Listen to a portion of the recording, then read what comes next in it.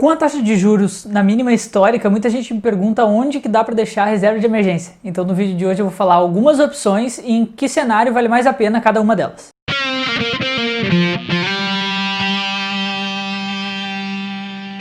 Fala gurizada, tudo bom com vocês? Eu sou Pedro Henrique Lucas, o Guri Investidor, e tá vindo muita gente me perguntar: Pedro, onde que eu posso deixar minha reserva de emergência agora que a taxa Selic está em 2% ao ano? E essa é uma dúvida muito comum e extremamente compreensível, porque eu já vi grandes influenciadores que aparentemente entendem bastante de mercado financeiro falando que a sua reserva de emergência pode ficar até em renda variável. Mas primeiro tu tem que entender o que é uma reserva de emergência. Reserva de emergência é uma parte do teu patrimônio voltada para cobrir gastos inesperados. Como por exemplo o que aconteceu agora em 2020, muita gente precisou da sua reserva de emergência porque se viu sem seu emprego e logo sem uma renda mensal. Tá, mas como que eu sei quanto deve ser a minha reserva de emergência? Bom, recomenda-se que seja entre 6 a 12 meses do teu custo de vida. Custo de vida é o quanto tu gasta para viver. Então, se tu quiser entender um pouco mais sobre custo de vida e estilo de vida, deixa aqui nos comentários porque eu teria que fazer um vídeo especificamente sobre isso. Para tu saber teu custo de vida, tu teria que anotar na ponta do lápis todos os teus gastos e daí direcionar o quanto foi com o teu estilo de vida, que são as coisas que tu gasta porque tu quer, e o quanto foi no teu estilo de vida, que são tuas contas primordiais para viver. Tomando nota desses gastos, tu vai saber certinho quanto tu gasta necessariamente para viver por mês. Sabendo esse número, tu vai multiplicar pela quantidade de meses que tu quer ter o teu seguro, a tua reserva, daí tu vai saber o total, que é o teu objetivo de reserva de emergência. Na hora que tu realmente for montar a tua reserva de emergência, os principais pontos que tu tem que pensar é rentabilidade, liquidez e segurança.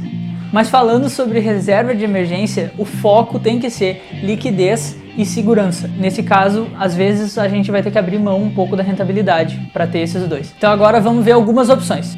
Em um nível de segurança, o primeiro ativo que tu tem que olhar são os títulos públicos, porque nela tu vai estar emprestando dinheiro para o governo, para o país.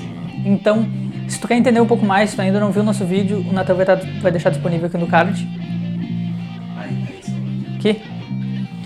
O Natan vai deixar disponível aqui no card, dá uma olhada para tu entender melhor sobre títulos públicos, tu continuar olhando o vídeo. Porém, essa é a principal preocupação dos investidores nessa fase que a gente está agora, e é por isso que estão vindo me perguntar tanto, essa questão de aonde investir, porque o título público era a principal opção para quem queria criar sua reserva de emergência, porém agora com a Selic a 2%, na época que a gente está gravando esse vídeo, a rentabilidade dos títulos públicos que são atrelados à taxa Selic acaba sendo muito baixa.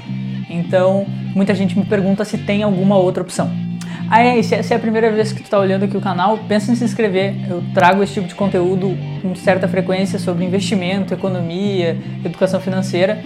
E se tu tem alguma dúvida específica, pode deixar aqui nos comentários ou mandar pra gente lá no Instagram, beleza? Então agora vamos para a segunda opção, que seria os CDBs. A maioria dos CDBs tem um prazo de vencimento, que daí só seria possível tu pegar o dinheiro de volta no prazo de vencimento, para tu ter a rentabilidade desejada e acordada no momento da contratação. Porém, existem alguns CDBs que a rentabilidade é um pouco mais baixa, que tem a liquidez diária.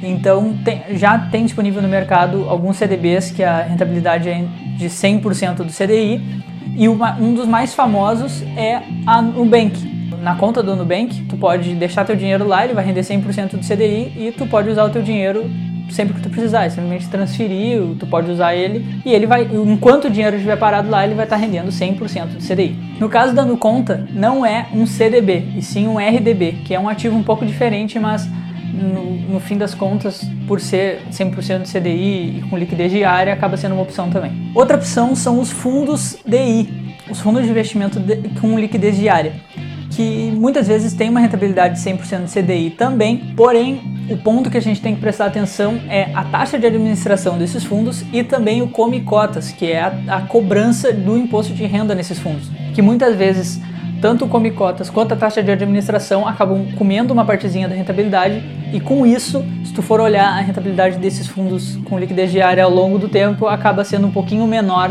que 100% do CDI. Então, gurizada, o vídeo de hoje vai ficando por aqui, era basicamente isso, é mais por essa questão da dúvida, como eu disse, para dar algumas opções, porque muita gente acredita que a única opção para criar uma reserva de emergência seja o título público, porém tem algumas outras no mercado e existem algumas outras opções que eu acabei não falando, que tem CDBs que tem um pouquinho mais. Eu ouvi falar que também Qual é aquele negócio de um aplicativo que tem de pagamento? PicPay. O PicPay vai ter uma opção parecida com essa que vai disponibilizar até, se eu não me engano, 200% do CDI. Então eu vou estudar um pouquinho mais sobre isso, se você tiver interesse, ou se alguém souber um pouco mais sobre isso, pode ficar à vontade para me mandar, que eu tenho interesse de falar um pouco mais sobre isso e entender um pouco mais sobre essa situação. O vídeo de hoje era isso, muito obrigado. Se tu gostou, não esquece de deixar o like e se tu tiver mais alguma dúvida, deixar aqui nos comentários e até a próxima.